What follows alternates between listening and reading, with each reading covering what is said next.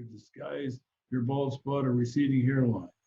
That has the same impact on her as wearing white patent leather shoes, lime green leisure suit, open shirt with gold chains and a gold nugget watch and a diamond pinky ring. Instant dry pussy. If you want her to have the same physical response, wear a toupee. Hair transplants, hair weaving, and other new methods to make your hair look thicker only make your wallet thinner. Forget it. You need money for much more important things, like taking her to Palm Springs this weekend. Any young woman you talk with does not expect you to have a full head of hair. She wants you to be real, to be a man. Boys have hair, men do sometimes. She wants a man, not a boy. Hair or the lack of it does not make a man. His clothes do. For those of us getting thin on the top, wow, that's me.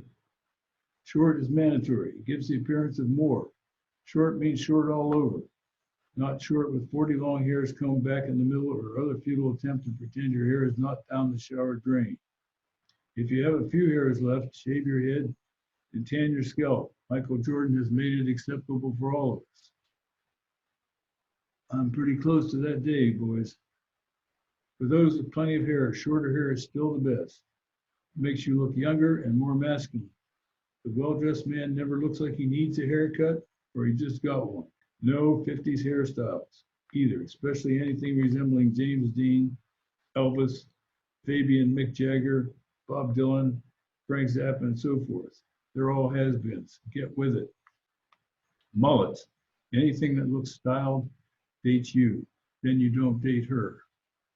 Don't try to look young by copying young men's hairstyles. Remember the 50-year-old woman in a miniskirt. For Christ's sake, don't shave the side of your head. Dyed or colored hair on you, contrary to the TV ads, looks as phony to her as bleached or blue hair does to you. The slightest bit of artificiality prevents verbal intercourse from leading to the other kind. She thinks, if he dyes his hair, he probably needs a penile implant. Gray or graying hair is a magnet if you've got the decent body to go with it. If you don't, she only sees a fat old man. Your slim, trim body is primary with her. If it happens to be attached to gray hair, that's okay. Trendy haircuts? Young women dismiss you instantly because you're trying to look young. If you're trying, you're dying. If you're trying, you're dying. As soon as women know you're trying, they go to the next guy until they get done with everybody who's not trying. Then they might come back to you. Might is the key word. Trendy haircuts. Young women dismiss you because you're trying to look young. If you're trying, you're dying. Those over 35 will dismiss you as insecure. That's right. You are insecure. You wouldn't do it. Hair on your face. Most people and sheep combine them to get sheeple. Most sheeple have a beard. They don't want to stand out by not having a beard. They want to fit into the crowd in the herd. Bah! Don't do that. Be different. Different works. Facial hair makes you look older. Worse, you look like a wannabe hipster or leftover hippie. Sideburns are useless except in Appalachia. If you live there, move first and then take the time to shave. Trying to compensate for a bald head with a beard looks like you're trying to compensate for a bald head with a beard. One of my early T-babes said that. That's exactly right. A bald head with a beard is unbalanced. You look like your head is on upside down. Another one said that too. Women are so observant, it's true. And I thought about it, yep, it looks like your head's upside down. Mustaches make you look more attractive only if you have an upper lip a mile wide or you have a long, skinny face. That's why I had a mustache for many years. My face is long and thin. If I cut it across there with a mustache, it looks not so long and skinny. And I have an upper lip a mile wide. Those are the two reasons I have a mustache.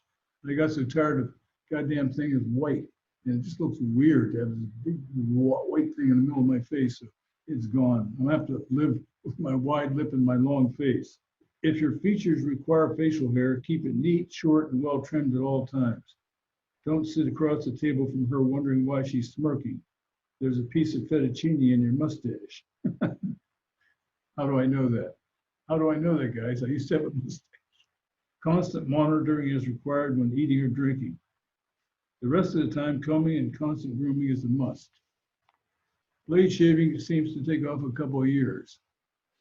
I do it if I'm going out on a date. The rest of the time, I use my Norelco. There's one in the car, and I always shave before I go to the supermarket, in the car, coffee shop, or restaurant, or sporting goods store. I never know who might be working that.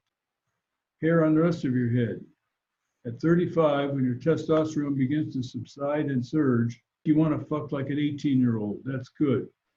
The same changes causes hair to grow in your ear and nose to go wild and look bad. Hair sticking out of your nose are as attractive as a booger. Trim your nose hair and your ear hair.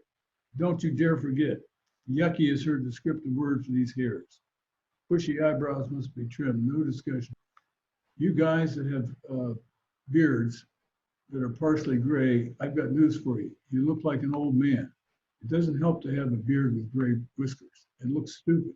You look like an old man. Shave it off and get 10 years back. Body hair. Thick back hair or chest hair protruding from your shirt makes you look like a gorilla. Keep it trimmed and short. Mouth and teeth. Tobacco stained, broken, or poorly capped or missing teeth put you in the infamous lime green leisure suit and cause the same vaginal response. So will ill-fitting or obvious dentures. Don't make her dry on purpose. You will do enough of that accidentally. How do I know that? Well, fuck up. That's how you learn. A great smile is worth the bucks. Ask around for the best cosmetic dentist. Everyone over 30, get your teeth white. White teeth subconsciously tell a woman you're virile, young, and healthy. With denture problems, find the ones who fit them for the rich people in your area. If you're still in Appalachia, after what I said about sideburns, you're out of luck.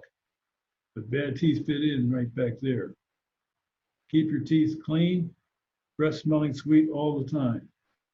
Don't be looking good, then ruin a chance meeting with Nancy Nice Tits because you have halitosis or food stuck between your chompers.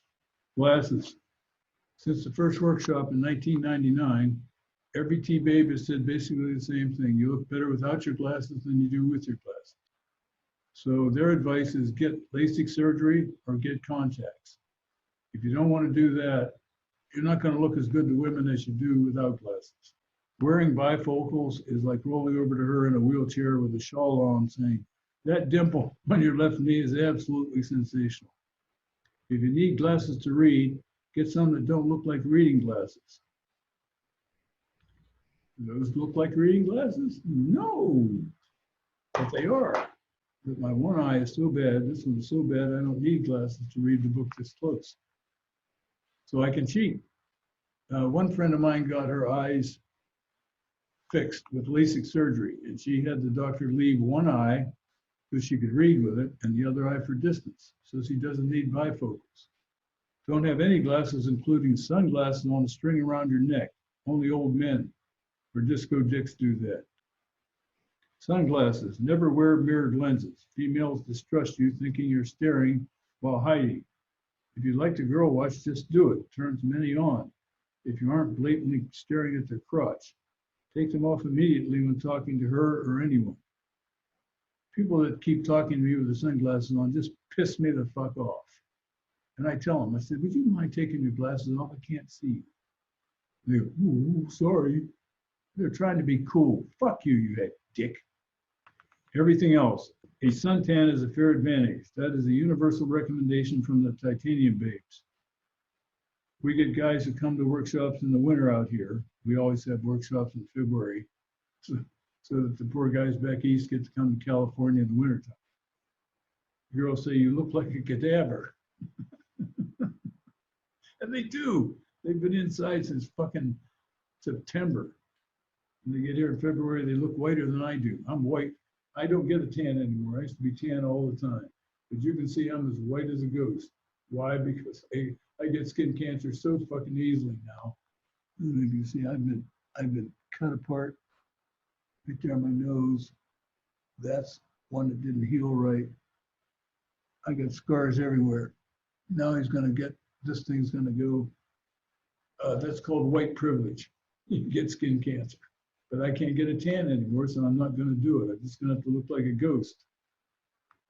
In the winter, go to a tanning salon, but avoid the plastic people who are always there. The rest of the year, get outside as often as possible, or if you live in the Sun Belt, eat lunch outside. That's what I used to do. Young women notice everything. You're so different, they're always checking you out, comparing you to young guys.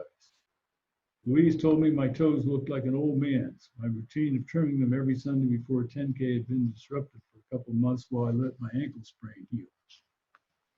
They notice everything, everything.